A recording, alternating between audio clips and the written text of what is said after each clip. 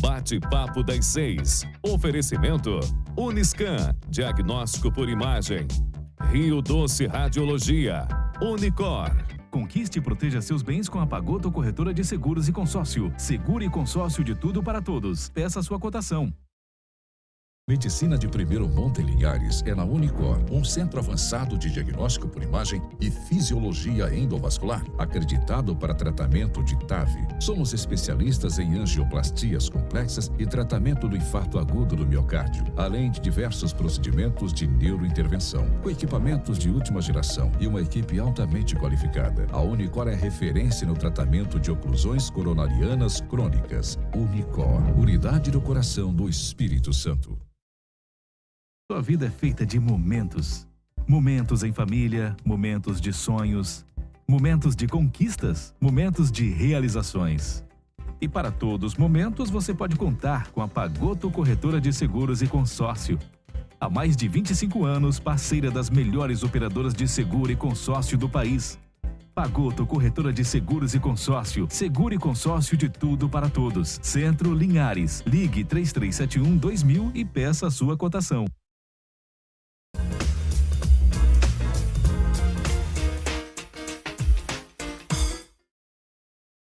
Olá, meus amigos! Começando o nosso bate-papo das 6, nosso encontro de todos os dias, né? Sempre de terça a sexta, das 18 às 19 horas. Nosso encontro aqui trazendo sempre temas muito relevantes para discutir na nossa bancada, nesse bate-papo, nessa conversa franca, nessa conversa boa, né?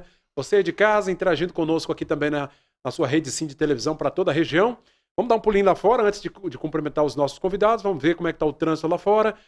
Aí, finalzinho de tarde já, né? Já aquela mistura de tarde com noite, começo de noite de sexta-feira. E um movimento tranquilo na BR-101, né? Aqui na região do bairro Lagoa do Meio. Para quem chega de Vitória também, sentido São Mateus, também na ponte Joaquim Calmon. Trânsito fluindo tranquilamente. O céu nublado, né? Mas não chove no momento. Há previsão de chuva para o final de semana, principalmente para o domingo, né? Essa chuva deve chegar aqui para a nossa região. Chegar não, deve retornar, porque choveu bastante nos últimos dias, né? Gente, o nosso bate-papo das 6 de hoje não poderia trazer um outro tema que não fosse este. Neste sábado, dia 20 de novembro, é comemorado, é celebrado o Dia Nacional da Consciência Negra, né? Toda essa luta que o negro enfrenta no Brasil, uma questão histórica, essa dívida que o Brasil tem com o negro, e nós vamos conversar sobre este assunto, os avanços que foram possíveis, né, que nós conseguimos, a inserção do negro no mercado de trabalho, vamos falar sobre educação, vamos falar de vários assuntos relacionados aí sobre racismo. A gente teve recentemente um avanço na legislação, que foi a lei de injúria racial, né, o STF reconhecendo, né, colocando em pé de igualdade com racismo, que é um crime mais severo, é um crime hediondo. Então, a partir de agora, a injúria racial, aquela ofensa à pessoa negra, também é um crime hediondo e imprescritível, ou seja, não prescreve nunca, né? Enquanto não for feita a denúncia, aliás, a denúncia pode ser feita em qualquer momento e poderá ser aberta uma ação penal. Mas nós vamos começar aqui o programa trazendo as coisas boas relacionadas, né, ao negro. Aqui do meu lado está a estudante de Direito, Evelyn Lírio, essa jovem, né? Tudo bem, Evelyn? Tudo, Bem-vinda. Muito bem. Boa tarde a todos. Gostaria de agradecer a oportunidade de estar aqui no programa, falando de um tema que é tão importante para mim, que é a consciência negra, e falando de como foi importante ter essa consciência. Tá desligado o microfone dela? Não? Pode continuar. Tá, achei que estava desligado. Pode continuar.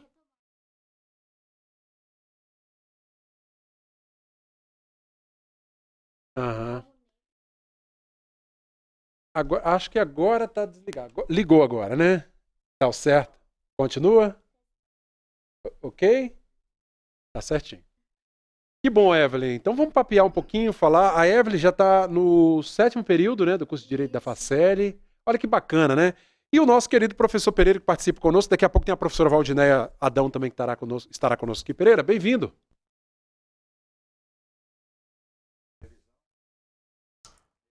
Abrir essa porta e manter essa porta aberta para que a gente possa dialogar com a comunidade de Linhares, do Espírito Santo, e através do canal do YouTube para o Brasil inteiro, né, para o mundo inteiro, sobre temas que são relevantes, né, para a nossa sociedade.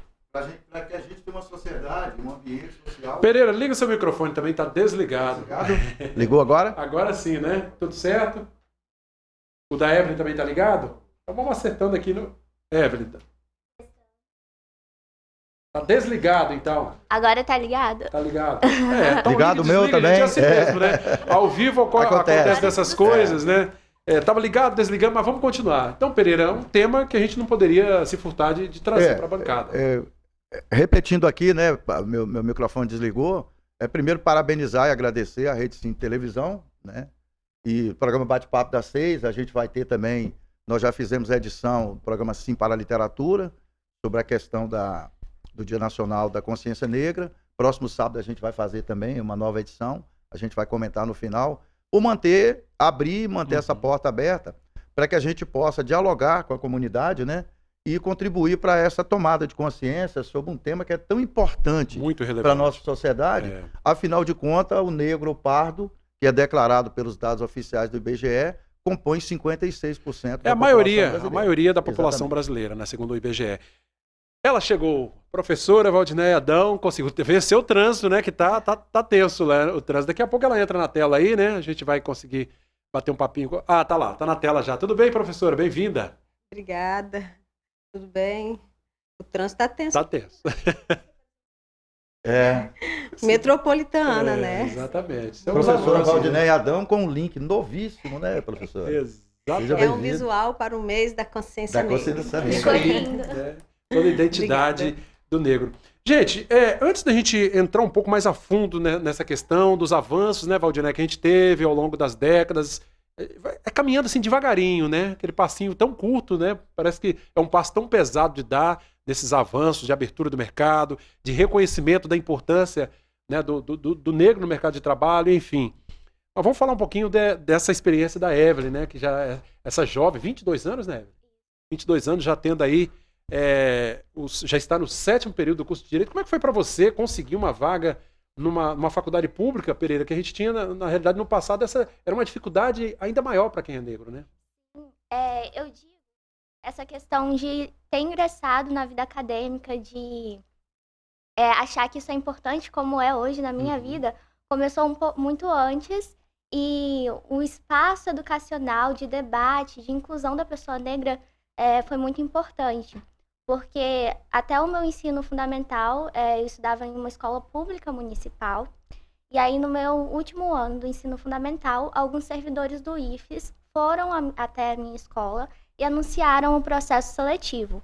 Então foi a partir daí que eu fiquei sabendo dessa instituição federal, e eu ingressei no IFES em 2014 por meio do sistema de cotas raciais. Olha que legal! Então, eu acredito que esse aí foi um ponto de mudança nessa questão de estudo, na questão acadêmica. E aí, no IFES mesmo, eu tive a oportunidade de entender um pouco mais sobre negritude e de estar em um local em que muitos temas sociais são debatidos. Então, foi a partir daí que a minha mentalidade mudou. Sua cabeça abriu mais nesse sentido, né? De enxergar, me enxergar como negra, enxergar a sociedade como racista, deixar de achar que muitas coisas que eu vivia eram intrínsecas à minha individualidade e entender que isso é um coletivo que afeta muitas pessoas negras. Então, a partir desses debates, eu pude mudar minha perspectiva e enxergar que as pessoas negras, de fato, podem ser inseridas no mercado de trabalho, devem ter oportunidade, por mais que no meu meio familiar ninguém tivesse ingressado na graduação. A partir desses debates de estar lá no IFES, eu entendi que esse era o caminho que eu queria seguir. Olha só. Olha como o ambiente acadêmico, né, Pereira, ele traz, né, o ambiente escolar traz esse assunto tão importante, né? Sim. Na verdade, Cláudio, até falando aqui com o link da experiência da Evelyn, eu costumo falar o seguinte, há uns anos atrás, há umas 2 décadas atrás, tem uma irmã minha que morava em Vitória, né? Ela era casada, morava em Vitória. Essa irmã minha já tem um tempo que ela mora no exterior. E eu tinha a minha cidade, a minha terra natal, a capital, apesar de ser no interior de Minas Gerais, a capital mais próxima é Vitória, né? Porque Belo Horizonte lá fica a 700 quilômetros e Vitória fica a 400 quilômetros. Juntava o fato de minha irmã morar em Vitória e eu tinha grandes amigos que estudavam na UFES. Eu sempre tive esse envolvimento com o ambiente cultural e tal. Então eu vinha para Vitória, às vezes a gente vinha passar uns dias com a minha irmã e aí encontrava esses amigos e a gente ia para UFES, né? Festival de música, festival de teatro. E eu chegava na UFES, cara, eu sou de uma família que foi incentivada a estudar. Eu não me sentia parte da UFES, porque a UFES só tinha pessoas brancas, né? Aí o tempo passou, claro que algumas coisas mudaram, e a Winnie, minha filha, agora há uns anos atrás, estudou na UFES. Eu sempre fui na UFES e voltei a frequentar a UFES. Você percebe que é um ambiente que está muito mais misturado em termos de cores e de raças, né?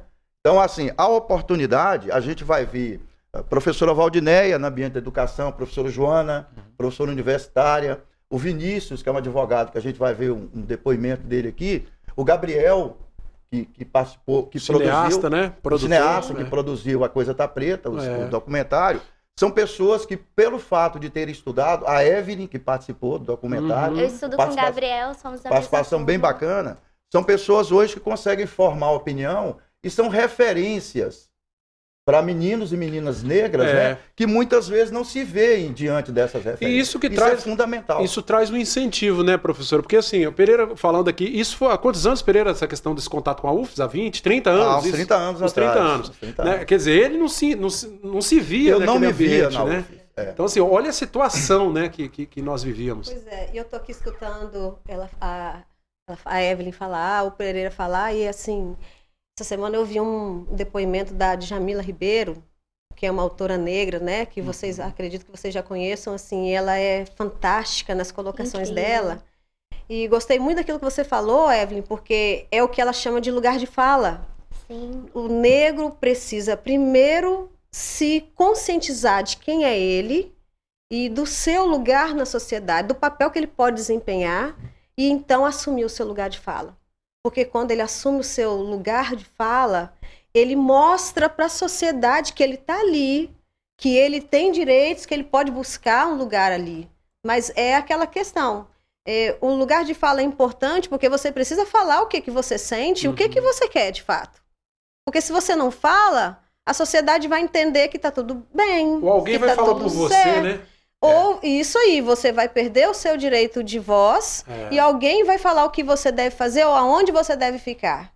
Então essa consciência ela é muito importante para uma mudança de atitude, até mesmo, primeiro do próprio negro. De posicionamento, pessoa, né? Isso aí. Se reconhecendo como negro. Essa postura ela tem que ser tomada. Depois, quando as pessoas entenderem que o negro não está satisfeito com a situação que ele vive hoje, aí começam as chamadas, o que a gente chama de políticas públicas, né? Que estão aí tentando, pensando. As ações afirmativas, né? As tais ações afirmativas. Temos avanços, mas ainda é pouco. Estamos longe do ideal. Vou fazer um comentário, Cláudio, para passar para a Evelyn depois. A Chimamanda Ngozi, você deve conhecer, que é uma autora bastante lida hoje no mundo inteiro. Uma autora nigeriana, né? Já ouvi falar. Ela tem um livro que ela escreveu chamado Americaná, que é uma obra de arte, Hibisco Roxo. Ela tem um trabalho muito bacana. E ela escreveu um livro que partiu de uma palestra que ela fez numa universidade nos Estados Unidos, que é O Perigo de uma História Única, né? É a coisa de por que o branco tem que contar a minha história. Ele vai contar sob o olhar dele. Então, quando homens, mulheres, jovens, negras e negros estão na universidade, eles começam a ser o protagonista da sua própria história. É mais ou menos a experiência que a Evelyn está vivendo. Eu gostaria até de pontuar, porque assim, eu ingressei no ensino médio federal por meio de cotas. Depois eu fui para o ensino municipal, né, a graduação da Facel de Direito, e aí eu ingressei por cotas não raciais, mas apenas para estudantes de escola pública. Cotas sociais. Isso, sociais. E aí, durante a faculdade, né, eu comecei a prestar alguns processos seletivos de estágio. Geralmente, para direito, você tem que fazer uma prova para estagiar nos órgãos Ministério públicos. Público, Polícia Civil e por aí vai, né? Isso. E aí, em 2019, eu fiz a prova para a Defensoria Pública da União. Aí, dessa vez, eu utilizei a política de cotas raciais. E aí, foi uma experiência única, porque eu passei, fui chamada. Olha, que legal. E pela primeira vez eu tive um chefe negro, que era o Dr. Fred Oliveira. Bacana. Procurador Federal. Defensor Público Federal. E ele é, né, uma pessoa de muita representatividade, tem um cabelo black power. E aí eu pude perceber como o meio jurídico, por mais que ele seja majoritariamente branco, naquele momento eu tinha uma referência ali. Você falou assim, olha só, né? A presença de um negro aqui. Sim. Nós temos, inclusive, no Ministério Público Federal, o Dr. Júlio de Castilhos, que é um negro também, né? Aqui no Espírito Santo. do Espírito Santo. A gente Olha tem que um vídeo bacana, aqui sobre isso. Vamos A lá. gente podia Cara, passar? legal. Vamos lá. O vídeo 2 do Dr. Marcos Vinícius, por favor. Vamos lá, vamos ouvir. Vai bater. O Dia da Consciência Negra, a importância de celebrar esse dia é o dia de celebrar um herói negro. É preciso resgatar a figura de heróis e heroínas negras na cultura brasileira. É preciso ensinar às nossas crianças negras que nós tivemos heróis e heroínas. É preciso ensinar às nossas crianças que a nossa história ela não começa na dor. A nossa história ela não começa na escravidão. A nossa história começa com reis e rainhas que viviam em África e foram sequestrados, que foram trazidos à força de suas terras para erguer o Brasil. Então, entender Zumbi dos Palmares como um herói, até mesmo dentro da cultura capixaba, reconhecer Zacimbagaba como uma heroína capixaba, daí a importância de exaltar essas figuras dos movimentos negros brasileiros. Olha, gente, que fala bacana. Professora, olha o que o Marcos Vinícius, doutor Marcos Vinícius, advogado, falou ali, né? Os livros realmente contam a história de heróis brancos, né? Agora você vê, né? Essa semana eu participei de uma roda de debates com alunos do ensino médio, né? Inclusive, eu tive um aluno que me fez uma pergunta nesse sentido, que eu achei, assim, muito bárbara a visão desse aluno, que ele me conta o seguinte, ele me perguntou o seguinte: professora, por que é que nunca ninguém me falou que algum dia eu poderia talvez ser um descendente de um rei ou de uma rainha africana?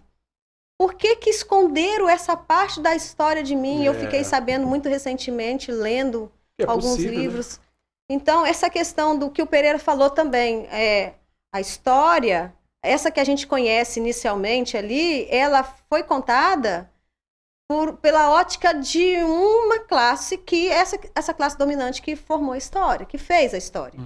Então, o que a gente tem hoje? Hoje nós temos grupos organizados que se unem para tentar recontar essa história de acordo com a visão de seu povo. Isso é muito importante. Porque por séculos essa história, ela foi...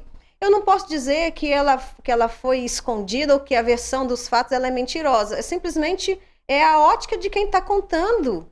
Que nesse ponto excluiu... mas contou a sua verdade. E não deixou outros participantes dessa história, outros sujeitos dessa história, como o povo negro, como o povo indígena, por exemplo, contar a sua versão dos fatos. Então, o que chegou para a gente até hoje? A história do europeu dominante que viu o mundo da sua forma etnocêntrica. Então, ele vai, claro, né? Ele vai mistificar o povo negro, o povo indígena, da forma que ele achou melhor para que essa dominação... Do ponto de vista dele. Acontecesse. E, infelizmente, deu certo. A herança que nós temos, infelizmente, é essa. É isso aí. Na verdade, Nenéia e Cláudio, milhões de pessoas que vieram para o Brasil, elas não eram escravas no seu país de origem. Não. Elas se tornaram, a grande maioria não era, né? Se tornaram escravizadas na condição que elas chegaram aqui. E esse é um termo muito correto, em uma condição Pereira? absolutamente desumana. Isso aí. Né? E a gente gosta muito de usar essa palavra, tá? Não eram pessoas escravas que vieram para cá. Pessoas que se tornaram escravizadas porque seguiram a ordem de um dominador, né? E aí, quando eu estava falando anteriormente, infelizmente foi uma ótica que foi passada e que deu certo, entre aspas, porque historicamente enraizou-se, né, esses erros. E o povo foi esquecido, a sua história foi esquecida porque por séculos e séculos se contou uma versão, esqueceu-se de contar quais eram as outras versões, né? E aí o que acontece? A cultura ela foi suprimida. As pessoas acabaram absorvendo aquilo que elas tanto ouviam, né? Vocês me permitem citar aqui, Adolf Hitler dizia assim, né, que uma mentira dita 1000 vezes, ela acaba se tornando uma verdade. Essa é a né? base do nazismo, né? Isso aí. E o que é o nazismo? Um sistema racista, discriminatório, né? Não, e assassino, né? Assassino, é tudo de negativo. O nazismo matou 8 milhões de pessoas. Isso aí. Né? Infelizmente... E é interessante que parte da sociedade alemã da época, famílias honestas da Alemanha, concordaram com o nazismo. Infelizmente. Porque o sistema de Hitler tinha um sistema de rádio, né? Era um sistema de rádio. Exatamente. Que ela ia reproduzindo, ia replicando a informação. As pessoas não tinham como comprovar se era mentira ou verdade, aceitavam como verdade. Era um meio de comunicação na época que ele utilizava era o rádio, para Ele convencer tinha um as grande pessoas. propagandista, né, um especialista, me esqueci o nome agora, mas muito famoso, né, que preparava todo o conteúdo, que seria um publicitário, né, hoje, que fazia toda a campanha. Era o cara dele. que era o administrador do sistema. Da imagem. Inclusive, administrativamente, decidia quantas pessoas seriam colocadas num trem naquela época para ir morrer. Gente, não tem muito tempo. Administrativamente. E não tem muito tempo isso. E não tem muito tempo. Ô, Evelyn, agora vamos contar ainda, para a gente fechar o primeiro bloco, aqui falando um pouquinho da sua experiência do IFES, né, no ensino médio, depois como cotista social, né, na cota social da Faceli, com todo direito, conquistou sua vaga, está no 7º período. Ao longo dessa vida acadêmica e também no ensino fundamental, em algum momento pesou a discriminação, o fato de ser negra, isso de alguma forma, você se sentiu em algum momento assim? Eu senti, não no sentido de ser discriminada pelos meus colegas, mas no sentido de cobrança, de ter que sempre fazer 2 vezes melhor do que o meu outro colega branco. Então, isso acaba trazendo uma carga psicológica muito forte, muito grande. Né? Mas aos poucos a gente vai tomando consciência, tanto de questões de saúde mental, e vai tentando meio que tirar essas amarras e se entender como pessoa, tirar um pouco dessas cobranças, por mais que hoje eu entenda e tente me puxar para aceitar a oportunidade de falar, porque eu sei que, por exemplo, estar aqui é um jeito de representar e de fazer com que outras pessoas, né, crianças, jovens, como eu no passado, possam ver que esse espaço pertence também a elas. Inclusive, foi muito uma experiência desafiadora para mim, porque às vezes eu sou tímida para falar, fazer parte do documentário, mas teve uma implicância muito boa no meu atual estágio. Documentário A Coisa Tá Preta. Isso. Foi produzida pelo Gabriel. Pelo Gabriel Felipe. No meu atual estágio na Justiça Federal, também foi um processo seletivo, só que não teve o sistema de cotas raciais. E aí eu fiz o documentário e enviei pro meu grupo, né, pra minha supervisora, pra diretora de secretaria. E aí elas viram o documentário. E depois disso, houve uma nova seleção de estagiários. E aí tinha um cartaz. Nesse cartaz tinha uma imagem de uma fila de pessoas. E a imagem era assim, em perspectiva. Tipo, no cartaz apareciam algumas pessoas maiores, como se estivessem à frente, e até lá no final da fila. E aí eu repliquei o cartaz, né, divulguei, mas não percebi que todas as pessoas que estavam na frente eram brancas. Olha que E a última pessoa... Nem foi proposital, né? Não, e a última pessoa era negra. E eu não percebi. Olha que... Mas depois de terem assistido o documentário, a minha supervisora, ela chegou pra mim e falou: olha, Evelyn, depois de tudo que foi debatido no documentário que você participou, a gente aqui ficou mais sensível para essa questão racial. E eu percebi e me incomodei, porque no pôster, né, no anúncio do estágio, a última pessoa da fila era negra. Olha que interessante. E aí ela foi e fez um comunicado para a central, né, acredito que do TRF2. Que é a nossa região. Isso, para modificar o cartaz do estágio. Olha que interessante. Isso a partir do documentário. Eu ainda não sei se a imagem já foi modificada para os próximos processos seletivos. Isso dá uma bela matéria, uma bela reportagem. Exatamente, uma bela discussão. Mas naquele momento, por mais que não existisse nenhum cotista ali, eu não tinha nenhum colega de estágio negro. Mas você abriu portas. Sim, e eu me senti muito acolhida e entendi naquele momento que eu podia estar naquele espaço, de que era importante ter voz. Um espaço seu, né? Que era importante falar. E é por isso que eu tô aqui hoje também, então aceitei de novo. Eu sei que ela é tímida e tal, mas... A oportunidade, porque eu acho que é a partir do diálogo, da conversa, que a gente consegue mudanças. Ô Pereira, vamos fazer o primeiro intervalo rapidinho pra gente voltar. Vamos lá. Pra dar sequência ao nosso bate-papo. Tá muito legal a gente falando hoje sobre o Dia Nacional da Consciência Negra. A Evelyn contando a sua história belíssima aqui. Essa jovem tem talento, rapaz. Já passou pela Defensoria, né? Agora na Justiça Federal. Imagino que vai querer ser juíza, promotora. Vamos ver, né? Tudo começou pelo sistema de cotas. Gente, rapidinho, nosso primeiro intervalo de hoje do Bate-Papo das 6. Pode mandar sua opinião também, ela é muito importante. Nosso WhatsApp, 996224547.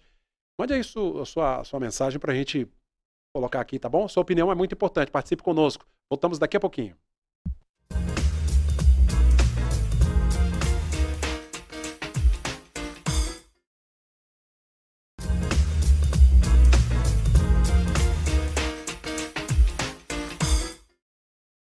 De volta, minha gente, com o segundo bloco do Bate-Papo das 6 de hoje. Hoje falando sobre o Dia Nacional da Consciência Negra. Conversando aqui com a estudante, né, universitária Evelyn Lírio, com a professora Valdinéia Adão e o nosso convidado, né, que é da casa, professor Pereira. Obrigado pela presença de todos vocês, né?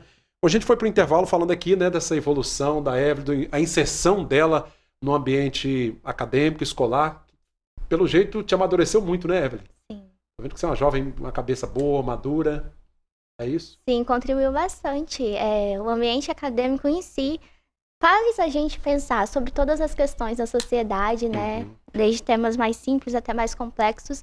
Faz a gente parar de sair, faz a gente sair, na verdade, do automático, daquelas opiniões prontas de senso comum. Às vezes a gente até pode concordar com a opinião do senso comum, mas antes passa por uma reflexão para a gente entender por que a gente pensa dessa forma, né? Então, Ô, Cláudio. amadurece, sim. Vontade, Pereira. Eu acho que assim, até pra gente dar um destaque, né professora Neia e Evelyn, sobre a importância desse dia, né? Tem gente que fala assim, é dia de comemoração e tal, né? Na verdade é dia de reflexão. Eu queria sugerir um vídeo, né? Não, vamos e sim. a partir desse vídeo pra gente falar Aliás, um pouco. reforçar também que esse dia 20 é o dia de Zumbi dos Palmares, Dos né? Palmares, Por exatamente. isso, exatamente, o Dia Pedir Nacional os da meninos Consciência para Negra. colocar o vídeo 5. Vamos lá. Número 5 aí, pessoal. jornalista. Vamos acompanhar mais um depoimento aqui no nosso programa de hoje. Dia né? 20 de novembro, Dia da Consciência Negra. Para mim é um dia especial mesmo, para celebrar os meus ancestrais, para celebrar a importância da cultura negra no Brasil, na sociedade brasileira. O povo negro ajudou a construir esse país, então é importante que a gente possa fazer essa celebração. Aí você pensa, muitos povos ajudaram a construir a sociedade brasileira. E é verdade. E por que tem a consciência negra? Porque a gente precisa valorizar essa presença do negro na sociedade brasileira, porque nós somos mais de 50% da população e porque o Brasil ainda vive os reflexos, as consequências do racismo. O Brasil é um país racista. Então, quando você celebra a cultura negra, é também tirar espaço do preconceito, é também tirar o espaço da violência, porque o racismo mata no Brasil. Hoje é importante que a gente reflita sobre isso. Não adianta a gente negar, porque se a gente nega, a gente não resolve. É melhor olhar para o problema, ver que pontos, ajudar as nossas crianças brasileiras, brancas e negras, a enxergar esse país e a fazer diferente. A gente pode fazer diferente. A gente deve fazer diferente. As nossas crianças, nós merecemos isso. A gente merece ter orgulho de quem a gente é. Quem não conhece o seu passado, quem não conhece a sua história, não pode seguir para frente, não pode se conhecer no presente. A importância do Dia da Consciência Negra, para mim, vem daí. Vem dessa celebração da minha cultura, dos meus ancestrais e também a celebração e a luta para que o racismo não mate mais pessoas negras no Brasil. Olha que depoimento, Verdade. né? Da Adriana. Muito bom isso. Muito legal, né? Muito bom mesmo. Pode ficar à Essas vontade. discussões sobre a consciência negra, gente, ela não acontece no Brasil de agora. Ela já acontece desde os anos 70, o que a gente, de repente, muitas pessoas não sabem disso, né? Mas isso vai ganhar força mesmo quando vai surgir, né, quando vai ser sancionada aquela lei, né, 2339/2003, né, que é a lei que permite, é 10.639, porque são muitas leis, né?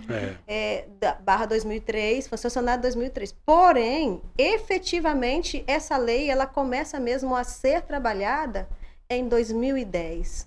Então, quando ela usa ali o termo preciso celebrar, eu concordo.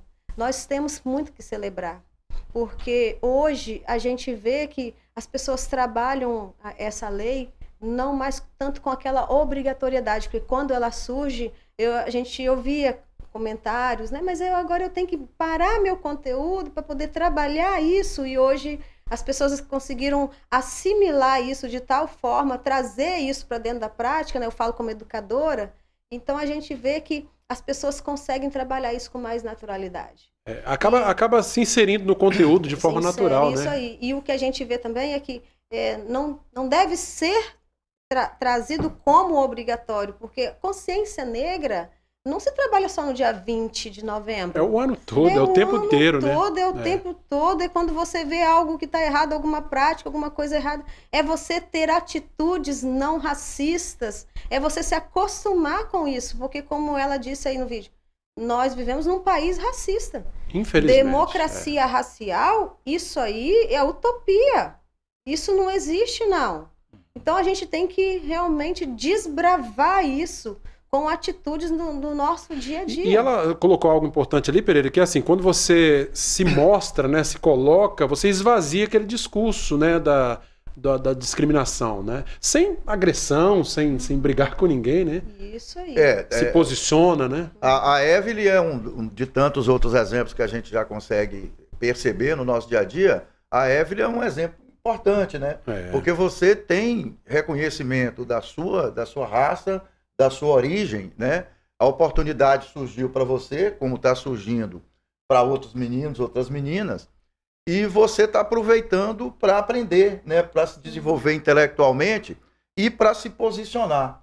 Eu falo isso o tempo inteiro, eu acho que a vida é uma questão de atitude, né? Eu sou um amante da literatura, mas a literatura, os livros, as histórias contadas nos livros, elas servem como referência para eu lapidar a minha atitude. Porque eu acho que nunca a gente precisou tanto de civilidade no Brasil. Exatamente. Né? Da questão de respeitar o respeito outro, ao próximo, né? O direito de cada um. E entender, principalmente, Cláudio, a questão da diversidade. Nós somos um país que foi formado na diversidade. E que beleza é isso, né? E nós brasileiros, o mundo inteiro, às vezes, entende a gente assim. A gente tem dificuldade de entender. Nós temos essa dificuldade. Ô, Evelyn, como é que você enxerga, assim, porque a gente vê, né, que as cotas, por exemplo, as cotas sociais, as cotas raciais vieram justamente para tentar, não é a melhor das soluções, não, com certeza todo mundo deve concordar aqui, mas é o que se tem no momento, uma lei que determina, né, que seja reservada uma cota para quem certamente foi menos favorecido na história, é uma forma de compensar. Porque, infelizmente, a gente tem até comentários maldosos nesse sentido. Mas por que cota, né? Tem gente que questiona isso, né? Sim, porque, assim, só um ponto que eu queria dizer sobre o Dia da Consciência Negra, que eu vejo como um dia de resistência, principalmente porque está ligado à morte do zumbi de Palmares, e porque, assim, salvo engano, né, foi no dia 13 de maio de 1888 que houve a abolição da escravidão. Só que essa data ela é muito ligada a um imaginário de benevolência da princesa Isabel. Então, muitas vezes não é comemorado essa falsa, assim, concessão da liberdade, porque vários processos históricos, sociais, de luta das pessoas negras, de abolicionistas também ocorreram para que culminasse nessa abolição da escravidão. Então, é importante a gente ter outra data para, de fato, comemorar a resistência negra e deixar de lado esse imaginário de que foi algo concedido sem luta. Aliás, se for analisar a história mesmo, a Princesa Isabel, essa lei foi publicada na época, o Brasil foi forçado, na verdade. Sim, porque os países já... Toda uma pressão internacional. O Brasil foi o último país da América Latina a abolir a escravidão. Não foi nenhuma benevolência dela, não. Então é importante a gente ter essa data para afirmar resistência, lembrar do Zumbi de Palmares, um quilombo que resistiu por tanto tempo a todo um sistema escravagista. E voltando ao tema das cotas, eu acho que gera polêmica, principalmente porque as pessoas, às vezes, elas se pegam num critério assim de igualdade formal. De fato, pela Constituição, todos nós somos iguais perante a lei. Só que quando a gente vai olhar a realidade, as condições sociais das pessoas não são iguais. E a população negra, assim como indígena, constituem uma minoria. Exatamente. E aí que é necessário a gente entender e diferenciar, porque existe a igualdade formal, que é a igualdade prevista na lei, né? em lei, e existe também a igualdade material. Que é o que está na prática. Isso, que tem até uma frase que retrata muito isso, que é tratar os desiguais na medida das suas desigualdades. E aí um exemplo é, por exemplo, você tem uma pessoa alta e você tem uma pessoa baixa, e você quer que eles tenham o mesmo ponto de vista. É difícil. Igualdade, para alguns, seria você dar o mesmo caixote para os dois. Só que a diferença entre eles vai permanecer, porque a pessoa alta com caixote, ela vai ficar ainda mais alta, e a pessoa baixa, ela vai ter um pouco mais de vista, mas ainda vai ser menor. Sendo o caixote da mesma altura, né? Isso. Na verdade, a igualdade material é você pegar, deixar lá a pessoa que já tá tendo a vista boa, que ela não tá prejudicada, e você pegar a pessoa baixa e às vezes dar 2 caixotes para que ela possa ter a mesma visão. Aí você coloca ela em pé de igualdade com a outra. Isso. E aí a gente está falando agora do sistema de cotas, porque é justamente isso. A gente está fazendo uma diferenciação de reservar uma porcentagem para algumas pessoas, só que essa diferenciação, ela não é uma diferenciação de uma forma pejorativa ou negativa. E não é benefício para ninguém, Isso, né? é uma reparação histórica. A gente teve mais de 300 anos de escravidão. É meio que ingênuo achar que o nosso sistema econômico, estrutural brasileiro não tem ainda resquícios dessa época. Infelizmente, temos muito. Então, é uma forma de reparação às cotas para garantir uma igualdade e colocar as pessoas, de fato, em igualdades sociais de acesso a locais como concursos, né, magistratura, instituições de ensino. Isso nos leva a um ponto, antes de passar para a professora Neia, sobre a discussão sobre o que é meritocracia no Brasil, né? O que é mérito? Como é que eu vou ter mérito se no ponto de largada da oportunidade é desigual? Né? Como é que você vai disputar com o filho de uma família que teve condição de dar uma ótima educação para ele e eu não tive essa oportunidade? Como é que lá no ponto de chegada vai discutir o mérito? Nós só vamos resolver isso quando a educação pública for idêntica ou pelo menos acessível, a exemplo do IFES, a exemplo da FACEL. Do contrário. E tem um padrão de ensino igual para todo mundo. Escolas da rede estadual, que a gente conhece aqui, né? Mas elas têm uma discrepância de uma para outra, né? Não tem aquela igualdade. Infelizmente, porque são geridas por sistemas diferentes, Exatamente. né? Então, é a questão das políticas públicas, elas precisam ainda se equiparar para poder conseguir chegar à qualidade que a gente necessita para que o nosso aluno negro de escola pública ele seja capaz de competir de igual para igual com um aluno de escola particular sem precisar de cota. Sem precisar das cotas. No futuro particularmente, essa é a minha opinião também, que o sistema de cotas ele não é para ser uma coisa que vai se perpetuar para sempre. É preciso que tenha um investimento nas instituições de ensino pública para que de fato sejam de qualidades. Mas enquanto isso não acontece, a gente também não pode ficar parado esperando. E a gente entende o seguinte, que caminhando junto. Né? Esse sistema de cotas são portas que se abrem, porque se você for analisar como que um aluno, um menino negro de família pobre, que teve que de repente começar a trabalhar desde cedo, às vezes para sustentar mesmo a família, ajudar a sustentar os irmãos, ele não pôde investir num curso pré-vestibular, por exemplo.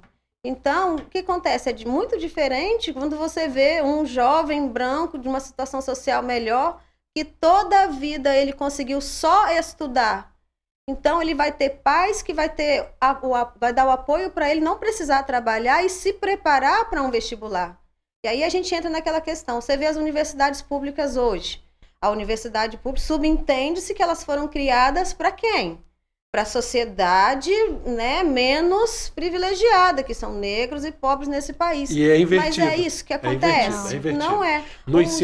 Um jovem negro, desculpa te cortar, né? Um jovem negro, ele não tem condições de igual para competir com um menino de uma classe social média ou, né, daí para mais, porque ele tem que parar. Ele não consegue se preparar. Não tem o mesmo nível de preparação. E o sistema de cotas, a gente entende assim que é o caminho. Talvez não seja ainda o ideal, mas é o que está abrindo portas para que este menino aí, né, menos privilegiado, consiga entrar numa universidade. E eu falo mais ainda. Eu digo que isso não mede capacidade de ninguém, o fato de você estar entrando pela porta da universidade através de cotas. A sua capacidade ela vai ser medida depois, quando você estiver formado, sendo um bom profissional e mostrando realmente ali, né, quem é você como profissional. Tá Então, joia. O nosso amigo Mário Jorge tá aí, obrigado pela companhia, tá acompanhando, tá parabenizando a Evelyn, né, pelo talento, pelo empenho, né, Evelyn? Obrigada. E tá dizendo aqui, né, olha, quando se fala, que às vezes tem até uma expressão equivocada que se fala de raça, né? Não existe raça negra, não né? existe. Existe a raça humana. É uma né? construção social, a raça, tá vendo como né? que as coisas são distorcidas, né? Isso aí. Existe uma etnia amarela, etnia branca, negra, enfim, né? É algo que foi estabelecido justamente para alimentar essa dominação aí, né? De uma Exatamente. classe ser superior à outra. Então cria essa questão de raças para que o outro entenda. A minha raça é melhor que a sua. A minha raça é superior à sua por vários motivos. E aí começa, né, se apontar aí, né? Essas diferenças que vão ficando aí enraizadas historicamente. Nós vamos ter muito Claudio. trabalho ainda pela frente. Eu quero fazer um comentário e aí depois sugerir um vídeo, um depoimento da professora Joana, para a gente falar uma questão. Tem tempo ainda? Vamos pro intervalo, Pereira? Já volto Beleza, fazendo o comentário tranquilo. então, tá bom? Poderíamos colocar só um videozinho Isso. de 50 segundos, ainda dá tempo antes? Antes do intervalo? É. Então vamos lá, coloca o vídeo. Colocar o vídeo da Sueli Bispo. Sueli Bispo, então. Um poema muito bonito, do documentário A Coisa Tá Preta. Vamos lá. Pode ser? O racismo estrutural, Não, ele na é verdade- uma rede complexa pelos quais você tem o racismo individual agindo, o racismo estrutural e o próprio racismo institucional, né?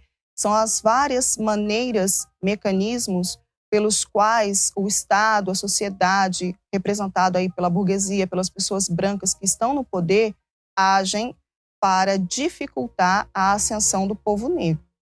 Então, você percebe o racismo estrutural quando você passa a estudar a sociedade, as instituições, quando você passa a perceber que quase 56% da população brasileira é preta e parda, ou seja, somos a maioria, mas não somos a maioria no judiciário, na esfera educacional, como professores universitários, reitores, como administradores, empresários, muito pelo contrário.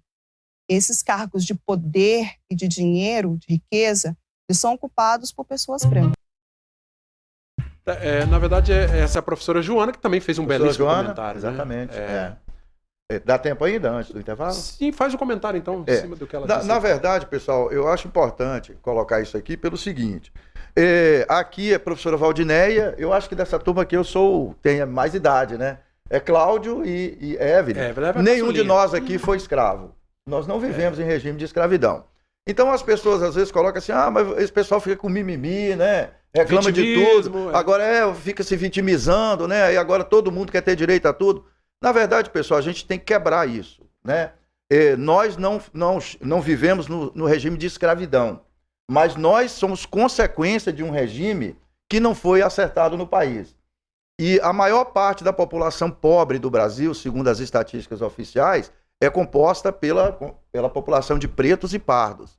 E esse pessoal que vive nas periferias da cidade, vivem sim em regime de escravidão.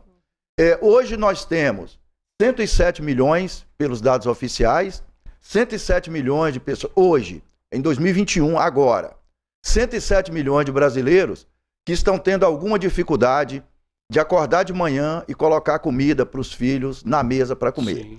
E desses 107 milhões, nós temos 20 milhões de brasileiros que estão acordando de manhã todo dia e não têm o que comer.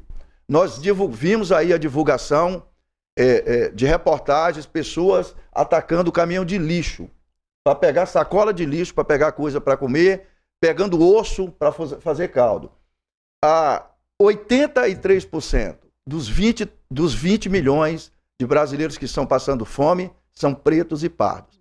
Agora a discussão é a seguinte: será que essas pessoas estão vivendo na miséria, vivendo na periferia das cidades, muitas vezes num barraco coberto de eternite, de 4 por 4 metros, a gente viu muito na pandemia, as pessoas jogadas umas em cima das outras. Será que essas pessoas estão de mimimi?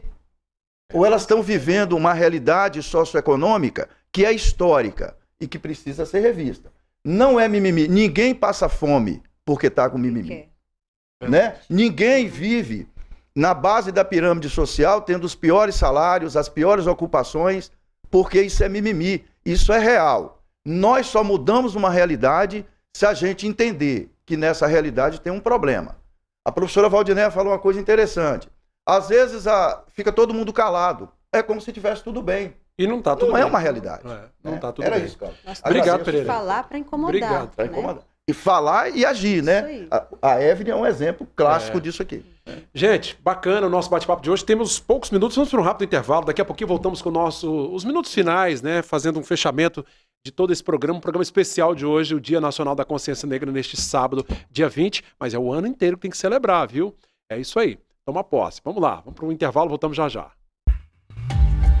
Ser negra da integridade calma e morna dos dias, ser negra de carapinhas, de dorso brilhante, de pés soltos nos caminhos, ser negra de negras mãos, de negras mamas, de negra alma, ser negra nos traços, nos passos, na integridade negra, ser negra do verso e reverso, do choro e riso, de verdades e mentiras. Ser negra, negra, puro afro, sangue negro, saindo aos jorros, por todos os poros.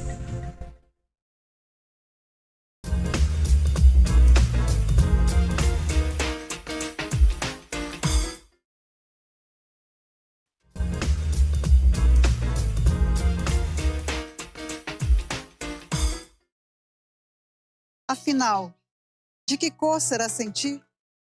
Será que o amor tem uma cor? Será vermelho o ódio? Será branca a paz? Sendo negra a morte, de que cor será a vida? Sendo negra a fome, qual a cor da fartura? Sendo negra a realidade, qual a cor da ilusão? Sendo negra a cor que tinge presídios, hospícios, qual a cor da opressão?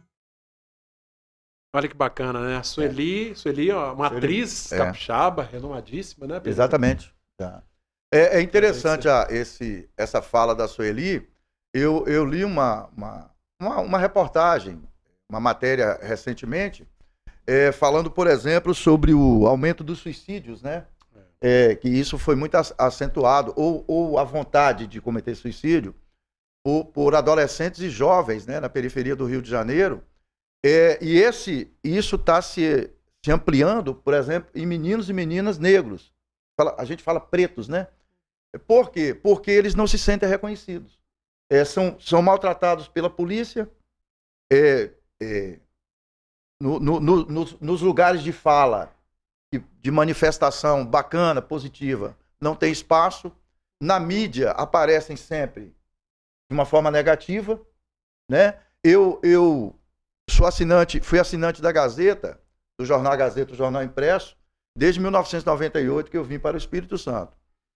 E quando eu fui professor na Unilinhares, teve um debate na área de comunicação, e o diretor de produção da Rede Gazeta, e que incluía o jornal A Gazeta, estava participando. E eu fiz uma pergunta para ele, eu não me lembro o nome dele. Eu falei assim, por que não aparecem negros no jornal A Gazeta? Eu sou assinante do jornal A Gazeta. Por que não aparecem negros no jornal A Gazeta? Não tem um empresário no Espírito Santo que é negro? Não tem um professor que é negro? Não tem uma professora que é negra? Por que não aparece? O jornal A Gazeta, aí eu falo porque eu lia o jornal todo dia. Só aparecia pessoas brancas. E qual foi a resposta na página dele? Policial, de vez em quando aparecia negro tomando porrada da polícia. Como é que era, Triste isso, né? Ele falou assim, professor, a gente tem que rever isso. Eu falei, mas por que não aparece negros no jornal A Gazeta? Eu queria a resposta dele. Então é isso. Aí a página da Regina Rasselli e a página social do jornal A Gazeta.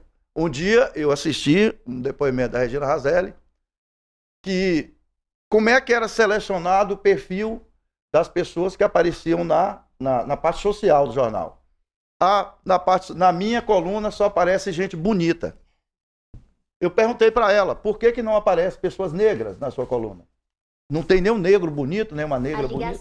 Percebe, cara, como é que isso é estrutural? Agora você vê que sério isso, um meio Perguntei, ela também não soube o que dizer. Eu estava também no debate que ela estava. E aí, claro que ela é colunista social, fez toda aquela firula, fez toda aquela firula, né? Que eu sou linda, maravilhosa e tudo. Veja o tamanho a coluna da dela não é ruim, é que ela seleciona aquilo que tradicionalmente é colocado como na visão dela, né? Você veja a responsabilidade, um meio de comunicação de massa, né? Como é uma rede tão grande, né? No caso, na época, o jornal a Rede Gazeta mudou de uns tempos para cá, né? Mas tem essa... Já mudou, mas na época era assim, acentuadíssimo. Era o que se tinha, né? Era um dos poucos jornais e cadê a representatividade, né? Do povo capixaba, do povo negro? Não tinha nenhuma. E não era só, a gente sabe. Pelos dados oficiais... Não era só esse meio de comunicação, né? Nós temos que encerrar. Estamos no finalzinho já, olha, o papo tá muito legal. A gente ficaria aqui, né? Passou muito rápido. Mas passa muito rápido mesmo, a nossa hora tá terminando. Quero agradecer a professora Valdinéia Adão por colaborar, contribuir, tá sempre participando aqui. Obrigado, né? Eu que agradeço o convite. Tá? Fui muito feliz em participar. Tá, Neia já tem um tapete vermelho estendido para ela aqui. É da casa. E Evelyn agora está começando a estender o dela, né? Com certeza. Pereira, obrigado pela presença. Olha, Cláudio, rapidamente, né? Mais uma vez parabenizar a Rede Sim de televisão, né? Na pessoa do Giovanni Rodigueri, que é o diretor aqui, por manter abriu, né? E manter essa porta aberta para que a gente possa trazer essas questões para a comunidade nossa de Linhares, do Espírito Santo e pelos canais no YouTube, pelo Brasil inteiro, e convidar o pessoal à edição do programa Sim para a Literatura amanhã, né, às 18h, e depois nas nossas redes sociais, a segunda edição especial sobre o Dia da Consciência Negra, e entre outras falas, a nossa entrevistada é a professora Ana Paula, né, que é uma das mais respeitadas militantes, né, sobre essa questão do combate ao racismo, e faz um trabalho muito bacana na Escola Bartolino Costa aqui. Que vai estar no programa deste sábado. Na edição de amanhã, às 18h. Bacana. Obrigado, Pereira. Obrigado, Evelyn. Parabéns pelo seu engajamento, pelo seu trabalho, viu? Eu que agradeço a oportunidade de estar aqui. Se tiver novas oportunidades, também virei. Com certeza.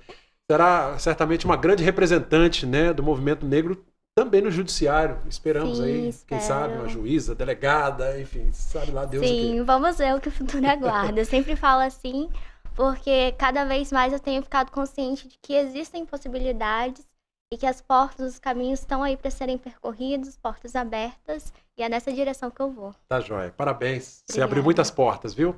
Gente, o nosso bate-papo está terminando, tem reprise neste sábado pela manhã, domingo à tarde também, a reprise de todos os programas veiculados ao longo da semana. Final de semana a todos, Rede Sim de televisão, esta é da Terra.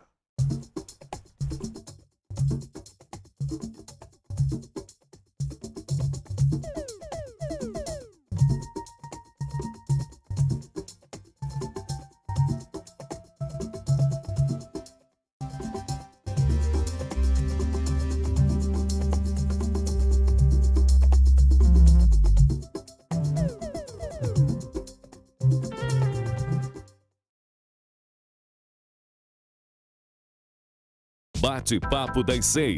Bate-papo das 6. Oferecimento Uniscan, diagnóstico por imagem. Rio Doce Radiologia. Unicor. Conquiste e proteja seus bens com a Pagoto Corretora de Seguros e Consórcio. Seguro e consórcio de tudo para todos. Peça sua cotação.